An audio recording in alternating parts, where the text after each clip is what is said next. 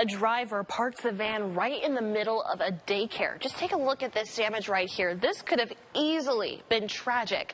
Now the children who came close to death open up to Peter Eliopoulos. If you've been on the hunt for a house here in Lee County in the past couple of years, you'll know it is a brutal market for buyers. In the wake of the pandemic, our market went red hot, and that led to some skyrocketing prices. A South Florida homeowner had to spring into action Friday night after an SUV crashed into his family's pool. Yeah, they won't be swimming in that anytime soon. Okay, these two are armed with a knife, and that python was packing some serious fangs. But there can only be one winner in this backyard battle. And a dead python should tell you who won the throwdown. But what did these trappers do to bag and tag this 10-foot-long python here? They're telling their war story to NBC2's Ryan Arbogast. A German AI system is being taken offline after researchers found hundreds of pictures of children being sexually abused and used as part of the AI's training.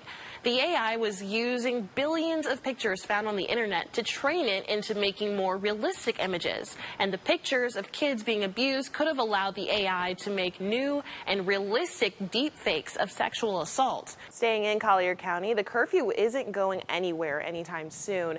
The sheriff's office tells NBC2 that 46 people have been arrested since Ian for trespassing, robbery, or burglary after the midnight curfew. You just heard the 911 call of a Charlotte County woman begging for help after she found a man shot and killed in South Gulf Cove. That scene on Macomb Road is where NBC2's Hope Salmon joins us live today. Hope, investigators are still there a day later trying to figure out what happened to this man. Candidates. We're starting off with former UN Ambassador Nikki Haley, who's in some hot water right now after recent comments regarding the Civil War. During a recent campaign speech in New Hampshire, a voter asked her about the Civil War.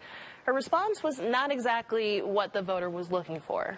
More breaking news at 3. We've just learned the names of 2 victims in yesterday's helicopter crash in Miami, Florida. According to Miami-Dade police, they were 27-year-old Jordan Zanzuri and 71-year-old Clement Zanzuri. The FAA is continuing to investigate what caused the crash in the first place. The damage is done from Hurricane Ian, but the bills don't stop. Next on NBC2, we'll explain how the city of Cape Coral is trying to lend a helping hand to those who need it.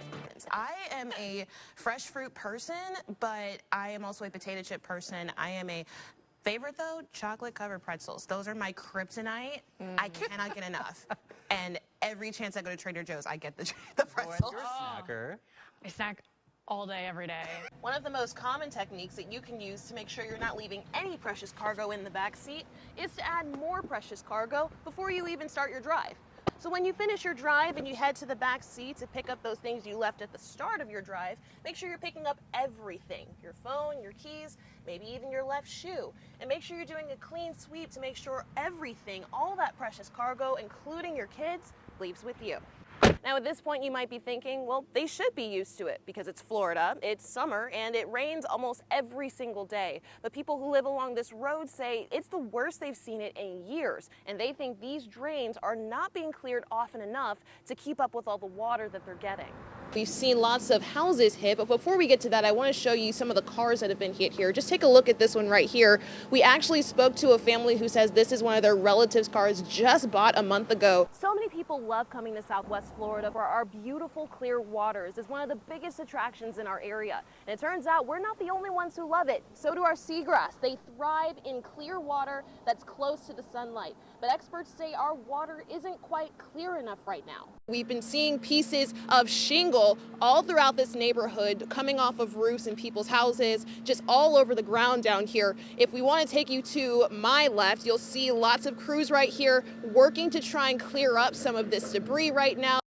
Imagine having just this much of your home, 6 inches in a flood zone, and now you're required to pay costly flood insurance. It's happening right now in Southwest Florida, and many families say they're struggling to figure out how they're going to make this work.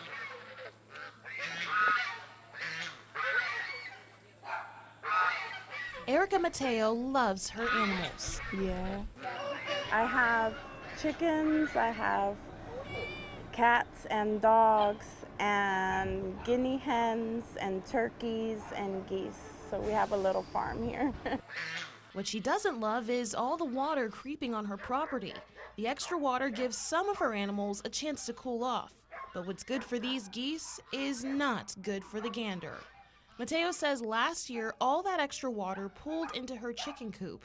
It killed off most of her flock, forcing her and her husband to start over. This year, they're adding in more dirt to keep things dry. At $350 a load, she hopes this will be enough to keep all the animals safe.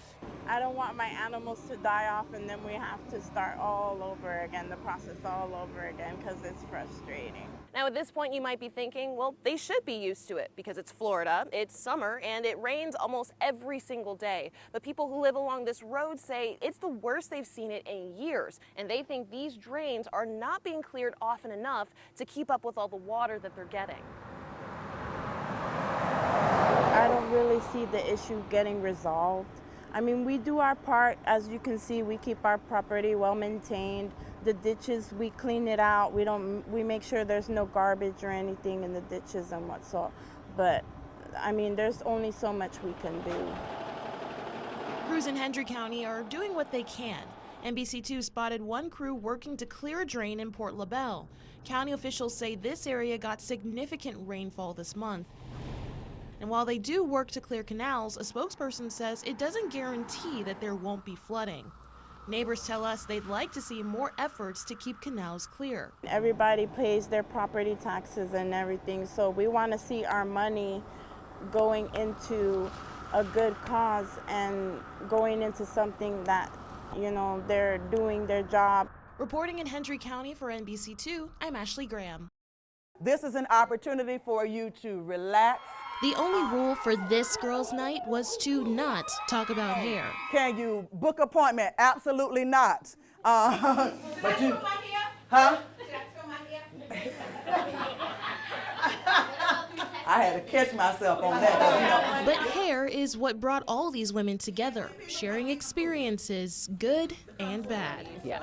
Just ask Amy Zamat about the first time she tried a permanent chemical treatment in her hair. I wanted that ease. I wanted to be able to flip my hair like everybody else did, and I didn't have that. It's called a relaxer, but relaxed wasn't quite the word for her experience. Have you ever used a relaxer or a chemical straightener? Yes, I have. Why you bow your head like that? Because I wish I hadn't. Zamat says she can still remember sitting in the chair for her first relaxer in her 20s, and the minutes after a stylist placed the product on her hair. Like my head was on fire. And so at that point I was like, okay, you've got to get this out of my head, rinse it. And so I remember her rinsing at first, and she used warmer water, and that was actually painful. And so I told her that, and she ended up having to use cold water to really rinse it out of my hair. She says it left her with dried out hair, chemical burns, and scabs. Zamat tried again 2 more times with no better results. So when doing a relaxer, you want to part it into 4 sections. Many black women use relaxers to straighten their curly or coarse hair. Stylist Monique Smith offers the service at her salon, but for years she didn't. A lot of relaxers, because people think that it's a quick fix, what it chemically does to the hair is not really good for our body. New research links the chemicals in relaxers to dangerous impacts on the body, according to FGCU biological sciences professor Nora Demers. Women that are using chemical relaxers to take away the natural beauty of their hair are absolutely exposing themselves and their children to very detrimental health impacts. It's not just skin deep. Some women who use relaxers consistently put themselves at higher cancer risk. Cancer is just uncontrolled cell growth, and so if you receive a signal on a cell, and one of the impacts of that is the cell is being told to grow, grow, grow, grow, grow. I think the science is well decided and very clear that use of these chemicals is harmful to human health. And the best way to protect yourself is to stop using the chemicals. Smith says she has clients who come in with concerns about damage to their hair and their bodies from relaxers. Chemical burns with their hair, as well as hair loss. And then also some have said that they've experienced like fibroids, and they attribute it to having relaxers. Demers says the younger you start, the greater the risk. If you're still growing and developing in any way, you're much more susceptible to negative impacts of these compounds. And the impact doesn't stop with the woman getting the service. When we're born, we have all of the eggs that we're ever going to have. And so all of your children are already as eggs in your body. And so when we're exposing ourselves to these chemicals, it's also impacting those eggs. Smith tells her clients if they do want a relaxer, take precautions. It is very important that you educate yourself in regards to which relaxer, because there are different types of relaxers. So educate yourself and go to a professional, do a consultation first and foremost to ensure that the stylist is knowledgeable in what they're doing to your hair. Above all, embrace your hair, no matter how curly or straight. It's absolutely okay to empower who you are with your natural hair. So that in itself is a benefit, to just, walk in who you were born to be. Hoping for a different and healthier generational impact. Reporting for NBC2, I'm Ashley Graham. Lee Grant was home alone when the storm surge took over outside her door. The water came up 3.5 feet in about an hour. Water from the nearby canal quickly flooded outside and inside her home. Grant was in her bedroom, wondering how she'd get herself and her 10-year-old dog to safety. I heard knock, knock, knock, and I thought, this is it. This is my rescuer. It was a rescuer, a stranger, and a neighbor. This man, Charlie Tisdale, lives across the road from her. We got 6 feet of water in about 30 to 45 minutes. I watched it from the second floor. Grant says the two had never had a conversation, but he still came to help. Prior to him coming in, were you thinking, I gotta get out, or? Yeah, I was. The water was deep, and I thought about I had to get out before I got trapped. Can you carry my dog? And he said, sure. No more words needed. He grabbed her dog and helped her to higher ground. Right across the grass and over here, and I just held his shoulder, and he guided me across, and we walked up those stairs. The water was halfway up those stairs, about 8 steps up in the water, and then we made it. Grant says everyone on their street who stayed is okay. Today they're cleaning up and looking ahead. There's no words to explain it. There's not. I'm just glad everybody's safe.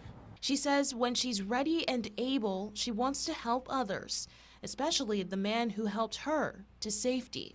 Thank you, thank you, thank you. You were a wonderful vision. Reporting in Bonita Springs, I'm Ashley Graham.